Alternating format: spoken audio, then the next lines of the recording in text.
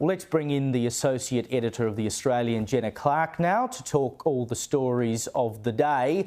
Jenna, welcome. The Premier of New South Wales, as I was just talking about, he's rejected calls for the Opera House to be lit up in the colours of the Palestinian flag. You had the founder of a popular restaurant chain, Rashay's, today, Rami Kamoor, pleading for the government to make the tribute, to pay respect to the 471 lives lost, or that's at least what has been estimated, in the Gaza hospital blast. But can you imagine if we were to do that, it would be very mixed signals, given that we've already lit up the Opera House in the colours of the Israeli flag?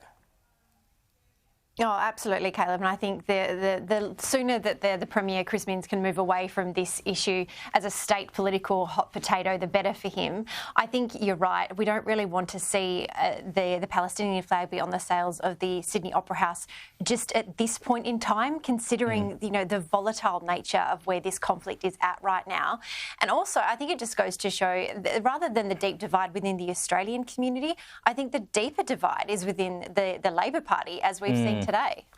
Indeed, and that's the trouble for the Prime Minister here, and of course you can see it in state MPs as well, is that we as a country, particularly when you're a member of the government, have to stand with the only democracy in the Middle East, which is Israel. I mean, if a mainstream left-wing party like the ALP or the Democrats in the US were to at this point roll over and say, well, we stand with Palestine, I mean, that would be the end of that party. You simply can't do it. You can't stand up against democracy, because even if you have issues with Israel, and it is legitimate to have issues with Israel, if you lose democracy, a foothold on democracy in the Middle East, then we as the West are weakened.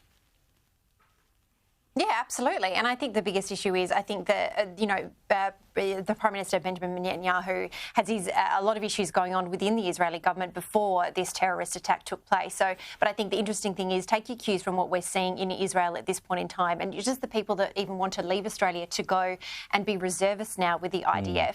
Put those thoughts aside, and we'll deal with them when it is possible to do so, because there is a much bigger issue here, and it's an attack on democracy, and it's not just in Israel and in Gaza and in Palestine at this point in time. We're seeing, that Palestinian child that was killed in Chicago just a couple of days ago. It is happening all around the world. Indeed.